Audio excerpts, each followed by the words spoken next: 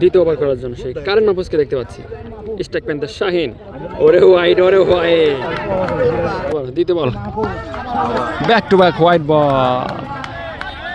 Keeper ছিলেন কিং শুক্কর, বলটি তালবন্দি গল। আবার কারেন্ট মাহফুজ এবং হোয়াইট, তিনটা হোয়াইট দিলেন। তবে মূল্যবান একটি উইকেট আদায় করে নিয়েছেন কিন্তু কারেন্ট মাহফুজ। স্ট্রাইক প্যান্থ ইসমাইল, ওরে বল, আবার হোয়াইট, 4 নম্বর হোয়াইট। একটা বল হয়েছেন, সেটাও উইকেট তুলে নিয়েছিলেন কিন্তু পারো সেই কারেন্ট মাহফুজের। ওরে বল, ওরে বল, তবে হোয়াইট এবং হোয়াইট, 6টা হোয়াইট।